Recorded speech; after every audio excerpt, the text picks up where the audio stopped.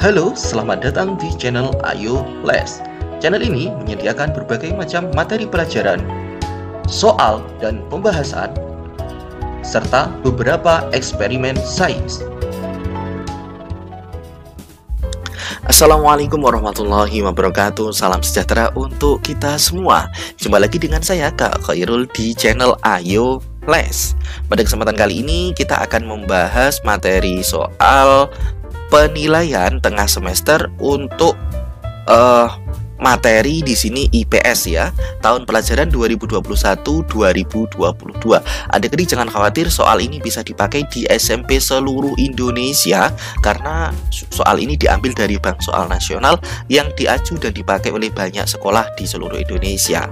Namun apabila nanti ternyata soalnya kurang sesuai, kakak mohon maaf, mungkin di sekolah adik-adik tidak menggunakan soal ini, tetapi menggunakan soal yang dibuat oleh Bapak Ibu guru kalian masing-masing. Namun dengan belajar di video ini, adik-adik sudah sangat mengenali tentang tipe-tipe soal yang kiranya nanti akan dikeluarkan oleh Bapak Ibu guru kalian di sekolah masing-masing. Oke, kita langsung lanjut ke pembahasannya.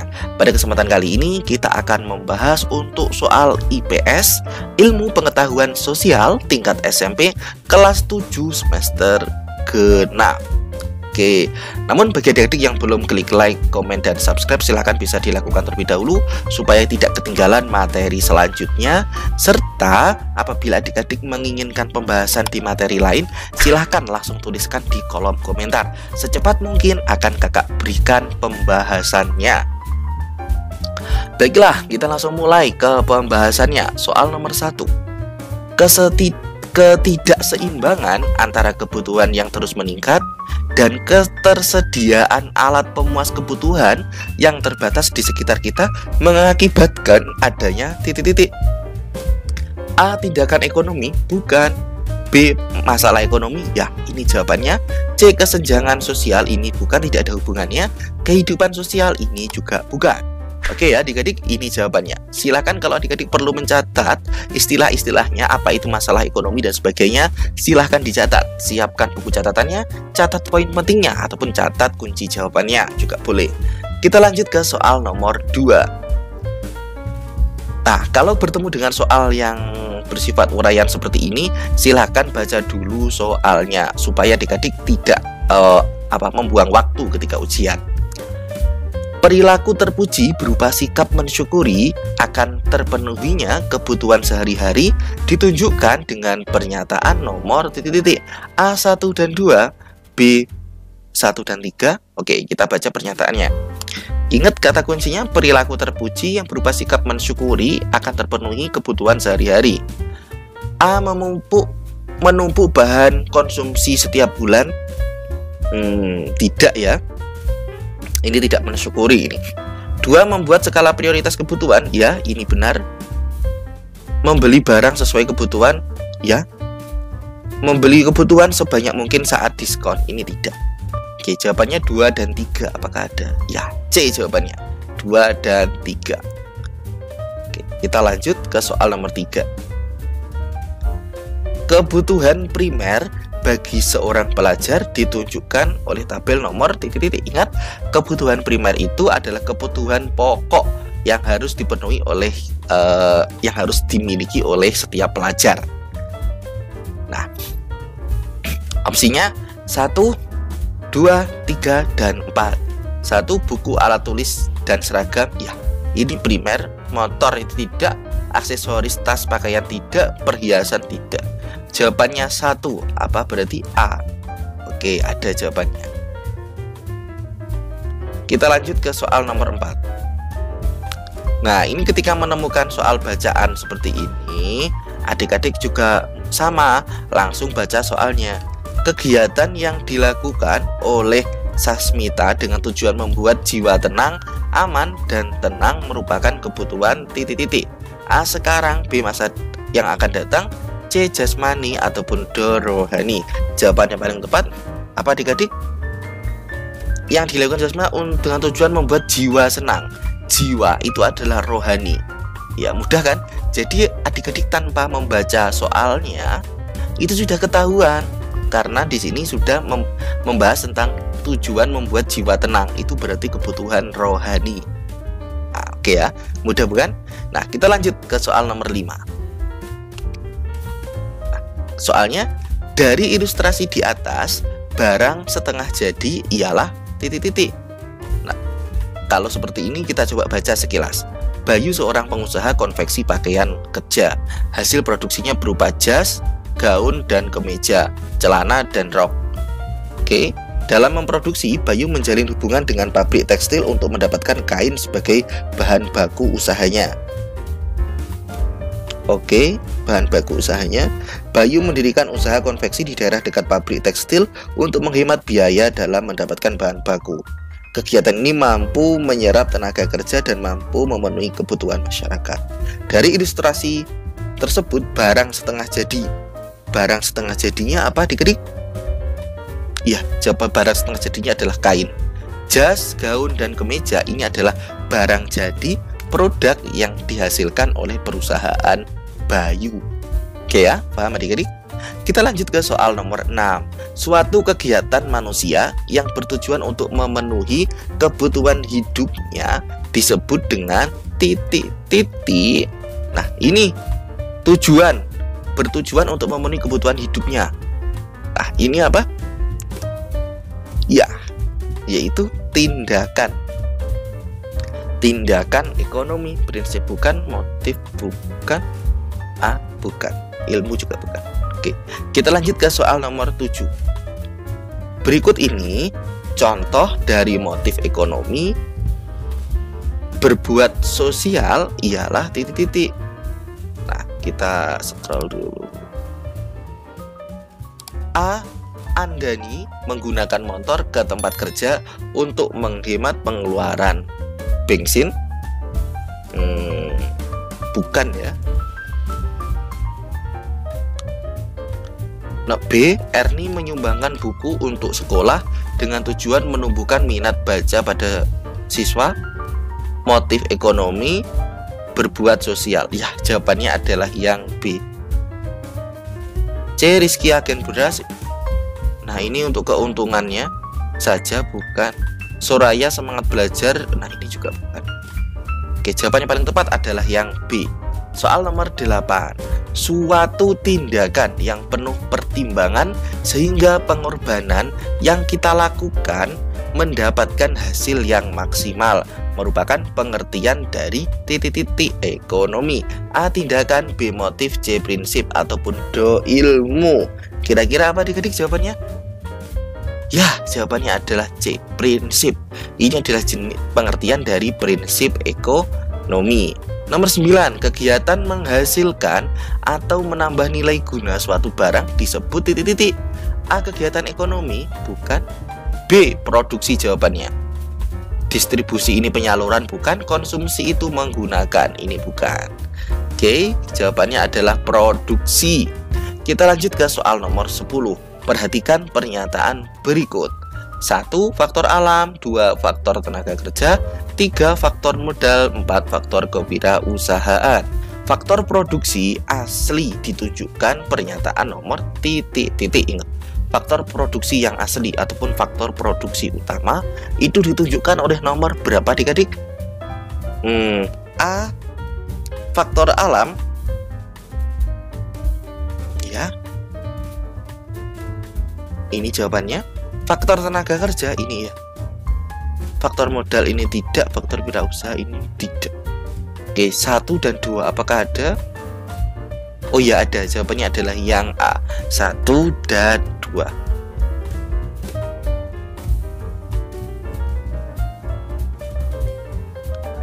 Kita lanjut scroll ke bawah. Maaf, ini ada coretan di sini. Sebentar adik-adik, kakak bersihkan. Oke. Perhatikan gambar berikut. Oke. Ini kuli ya adik-adik. Gambar tersebut merupakan contoh sumber daya manusia yang sedang melakukan kegiatan produksi. Tenaga kerja tersebut termasuk kelompok A terdidik, C terlatih, B terlatih, C terdidik dan terlatih, D tidak terdidik dan tidak terlatih ya. Ini adalah hanya kuli bangunan yang mana tidak perlu terdidik dan tidak perlu terlatih, mampu untuk mengangkut tanah ya. Jadi jawabannya yang tepat adalah yang D. Kita lanjut ke soal nomor 12. Perhatikan gambar berikut. Kegiatan tersebut dilakukan oleh distributor dengan tujuan menyampaikan barang dari produsen ke konsumen yang disebut dengan A. Produksi, B. Distribusi, C. Konsumsi, D. Kegiatan ekonomi. Soal nomor 12 jawabannya apa adik-adik? Kegiatan dilakukan oleh distributor, menyalurkan barang ya, ini berarti jawabannya apa? Ya, distribusi. Oke, mudah ini deh, karena memang satu-satunya tugas utama dari seorang distributor yaitu adalah menyalurkan barang, dan itu disebut sebagai distribusi. Oke, kita lanjut dulu. Nah, ke soal 13. Wah, ini ada gambar bakso gepeng ya. Oke, perhatikan gambar berikut. Kegiatan distribusi yang dilakukan oleh penjual tersebut termasuk distribusi A langsung, B semi langsung, C tidak langsung, D secara langsung. Jawabannya apa adik-adik? Soal nomor 13. Menurut adik-adik, ya, jawabannya adalah langsung. Penjual dan pembeli langsung bertemu dan terjadi tukar menukar.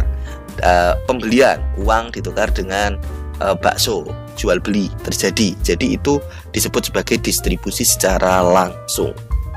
Kita lanjut ke soal nomor 14. Perhatikan gambar berikut.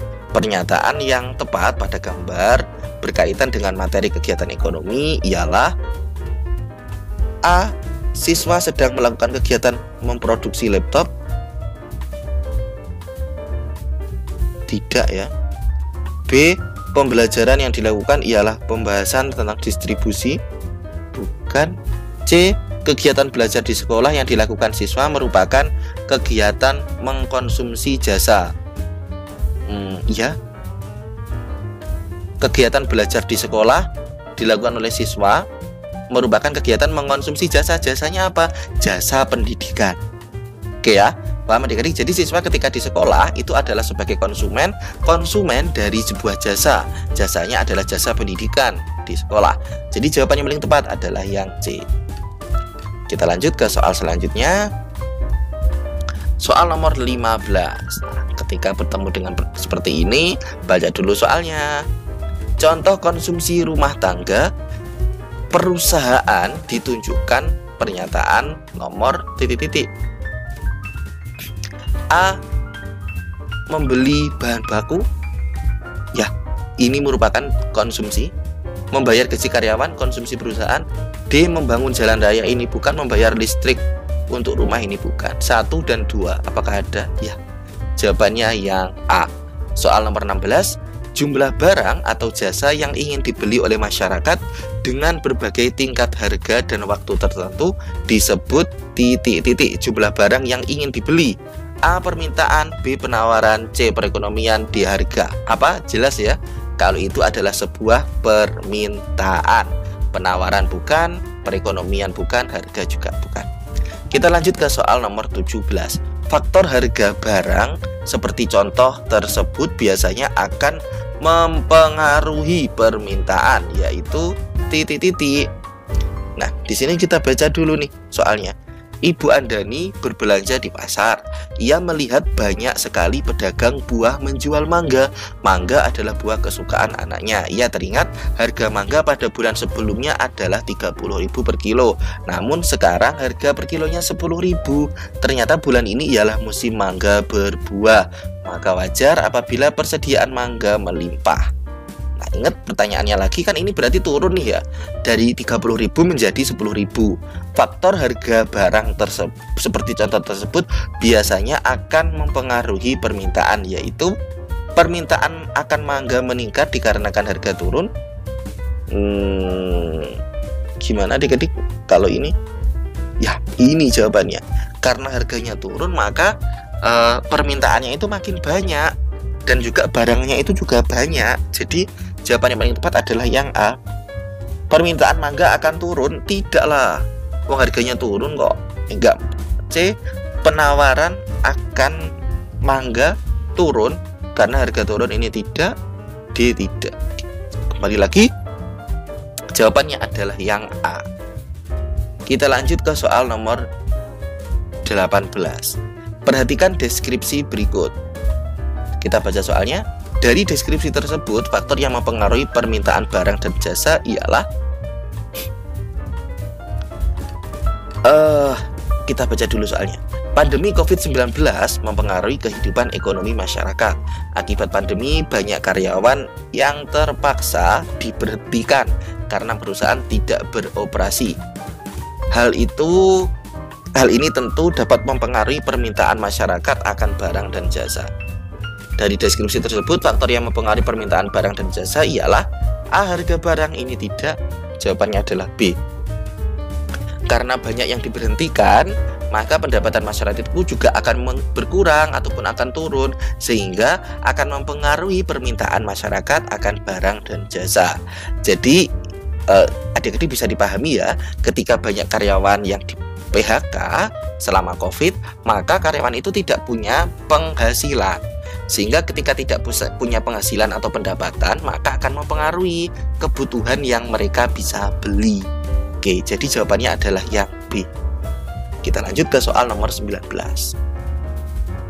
Perhatikan gambar berikut. Nah, ini ada grafik. Pernyataan yang tepat dari kurva penawaran tersebut ialah, nah ini harganya semakin naik, penawaran jumlah barangnya juga semakin banyak. Oke, ya. Berarti ini kita coba analisa satu persatu. A. Penjual akan sedikit menawarkan barang bila harganya naik. Oh, tidak. Penjual akan banyak menawarkan barang bila harganya naik. Ya, jawabannya adalah yang B. Kita lanjut ke soal nomor 20. Berikut ini bunyi hukum penawaran. Jika harga barang yang ditawarkan naik, maka jumlah barang yang ditawarkan pun akan bertambah, dan sebaliknya. Jika harga barang turun, maka jumlah barang yang ditawarkan akan berkurang. Kesimpulan dari bunyi hukum penawaran ialah titik-titik. A. Terdapat hubungan yang selaras antara penawaran dan permintaan pasar. Tidak. Permintaan dan penawaran harga memiliki hubungan yang saling berkaitan. Tidak. Antara harga dengan penawaran terdapat suatu hubungan lurus, di mana harga berbanding lurus dengan penawaran. Jawabannya adalah yang C. Soal nomor 21. Sarana bertemunya penjual dan pembeli baik langsung maupun tidak langsung untuk melakukan interaksi jual beli sehingga mencapai kesepakatan harga merupakan pengertian titik-titik. A. Harga. B. Penawaran. C. Permintaan. Ataupun D. Pasar. Ingat, di sini adalah sarana bertemu, berarti adalah pasar. Nah, yang perlu diketahui adik-adik, pasar ini tidak melulu pasar yang offline saja, ataupun pasar yang bisa adik-adik temui di lingkungan adik-adik. Nah, tetapi kayak Shopee, Tokopedia itu juga salah satu bentuk pasar, yang mana pasarnya adalah pasar online ataupun bisa disebut dengan marketplace. Oke, kita lanjut ke soal nomor 22. Kita baca soalnya dulu. Pernyataan tersebut termasuk unsur penting bagi terbentuknya titik-titik. 1. Kita baca ya. Ada barang yang diperjualbelikan walaupun hanya berupa contoh. Oke. Adanya penjual dan pembeli walaupun tidak bertemu langsung. Oke. 3. Terdapat kesepakatan harga antara penjual dan pembeli. Oke. Adanya media komunikasi antar penjual dan pembeli. Oke. Pernyataan tersebut merupakan unsur penting bagi terbentuknya apa? Ya, pasar. Oke, kita lanjut ke soal nomor 23. Fungsi pasar yang berkaitan dengan memperkenalkan hasil produksi kepada masyarakat dengan harapan dapat menarik konsumen untuk membelinya merupakan fungsi titik-titik. A. Distribusi. B. Pembentuk harga. C. Promosi. Ya, jawabannya ini, supaya bisa menarik para pelanggan ataupun calon konsumen membeli produk kita. Soal nomor 24, perhatikan deskripsi berikut. Kita baca soalnya. Dari deskripsi tersebut, pasar yang dikunjungi ibu menurut wujudnya termasuk pasar titik-titik. Nah, kita coba baca dulu kalau gitu. Pandemi COVID-19 membuat kita membatasi gerak untuk mencegah penyebaran virus. Salah satu yang dilakukan oleh ibu ialah mengurangi belanja keluar rumah. Beberapa kali ibu memesan buah dan anggur secara online dengan melalui telepon atau internet. Ibu berkomunikasi untuk memesan kebutuhannya, kemudian penjual mengantarkan barang setelah terjadi kesepakatan harga dan jumlah barang. Nah, ini berarti berdasarkan kasus tersebut, deskripsi tersebut, pasar yang dikunjungi ibu menurut wujudnya termasuk pasar ya A. Abstrak, jadi tidak jelas. Maksudnya bukan tidak jelas sih, dalam artian tidak bertempat pada satu titik lokasi tertentu karena melakukan pemesanan secara online kemudian dikirimkan ke rumah. Kita lanjut ke soal nomor 25. Di Jakarta terdapat pasar yang hanya dibuka pada bulan Juli sampai Agustus. Tujuannya ialah menyambut peserta didik yang libur setelah kenaikan kelas. Pasar itu bernama Pekan Raya Jakarta, PRJ. Menurut waktu penyelenggaraannya, PRJ termasuk jenis pasar titik-titik.